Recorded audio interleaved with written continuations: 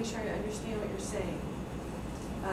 There's been a cover-up under Mark Dan's leadership in BCI regarding the investigation of the election irregularities and fraud. And the evidence of the BCI cover-up is the fabrication of documents and well, fabrication of stories too. When you look at the report Lloyd Early wrote on talking to me, he created things in his report that I never told him, and he did not write and report on the written stuff I gave him, which if he had questions in our verbal interview time, you certainly would then look at it in writing. And the memorandum is the title that this whole thing is under, is so atrocious. Every single election story in there is full of flaws. Paddy, just because of the reporter schedules, are there any questions? Sure, I guess given that the legislature is controlled by Republicans in both houses, how likely do you think it is that they're going to take up your call here and get the Inspector General? You have the Inspector General's authority broadened, it would sound like quite significantly. Do you see what you're doing as realistic? I see that the fact that they have all been very self-righteous on taking a very critical look at Mark Dan. They want every aspect of his office investigated. This is one more aspect of his office. And if their actual intention was to really clean up Ohio, they need to clean this up too. Not just things that benefit them, but if you're going to sweep your floor, sweep the whole floor. You know, clean up the whole thing. And this issue isn't going away. And we're in another election year. And will the destruction of records continue? Will they allow this to go on? Will Ohio be the joke of the nation? We are. That's sad. I'm proud of my state, but I'm not proud about this part. Any other reporter questions, just so I know they're out of place?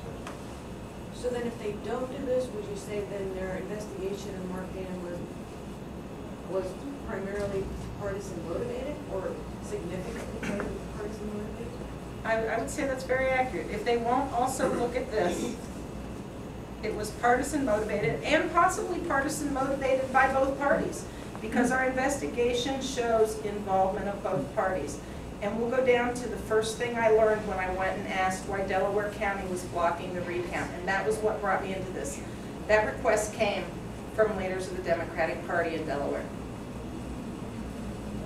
And the new Attorney General candidates that the GOP's fielding, 3 of them we have election issues with. Rachel Hutzel from Warren County. Rachel's there in the fake Homeland Security lockdown county, and I have corresponded with her on the status of her investigation. And there's a precious email. If you're interested, I'd be happy to share with you. Her response back was, do you think somebody did something wrong, and who did it? That's the official response from the prosecutor. We have Delaware County, where they've blocked our record request for years. At one point, they wanted to charge me over $1,900 to see the ballots. We have the evidence of the theft of the of the presidential race, and certainly fraud evidence in the Ohio Supreme Court race in Delaware. Delaware is quite a story. It's both sad and highly entertaining, and if you're interested, I'd be happy to share that with you. It takes a while because it's quite a story. The third candidate would be that the GOP recommended was Ron O'Brien, Franklin County prosecutor. And you have to remember 2004 on election day, when Judge Algernon Marbley ordered Matt Damschroeder to put out the absentee ballots at the precincts to alleviate those long lines. And if you remember that day, pouring down rain, it's cold out, it's nasty, and people are standing outside in the rain for hours. Rather than Damschroeder doing that, Damschroeder went to Ron O'Brien, they went back to court to Marbley and asked to not have to do it. Marbley again ordered that Damschroeder do it a second time. And guess what? Matt never put those ballots out. And that was working with Ron O'Brien. Okay, there's 3 really bad potential candidates for Ohio Attorney General. And where is Ohio nationally? Once again, if either of them, if any of the 3 would make it, Ohio again, laughing stock of the country. Why would we allow this? And whichever party puts in candidates, those people will be asked by my organization, what are you gonna do about this election fraud issue? It's huge. And I would hope that nobody will even step forward as a candidate if they're not ready to right away sit down and talk with us, and let's resolve this.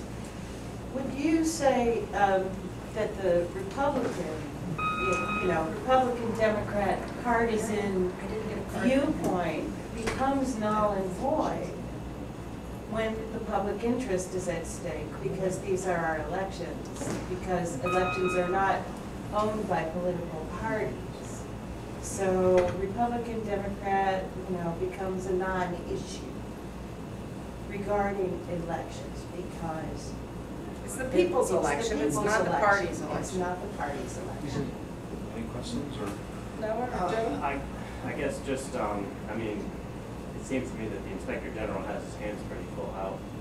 Do you expect to get much reception over there? I mean, even if they did do this, it would probably come second to the current investigation. Well, Noah, don't you think if they're gonna look at the stuff Mark Dan's done wrong, and the dispatch, just reported, there's all kinds of people coming forward asking them to look at their specific situations, that theft of the presidential election should stand up there somewhere in the realm of that the Gutierrez guy was Googling or touching somebody. I mean, that's not good, but which is actually more important for this nation? And I would hope that that can be seen. And the issue will continue to be raised until it's solved. So would they like to do it now, or do we have to keep bringing it up? In which case, the Inspector General doesn't look like he's doing a really good job if he can't look at this at the same time. It's important, it's really important. And then it's also, if this happens, for the reporters also, there's many who've reported on it some, but because nothing's been done, those who actually would like something done, I know it puts them in an awkward position. How much do they say? How often do you bring it up? It's not resolved, not resolved. Okay, if this actually is looked into, you are gonna have stories on it, and the truth will come out. There's a whole big mountain of truth here, just waiting for the light to shine on it. Why don't we take 101s Okay. so that they can get going, and then Joan will solicit, we need you to go to the studio because the radio's not going, so. Okay. If we can do that right now, Yep. so, thank you. Thanks, Brian. Yep. Anything else, Mel?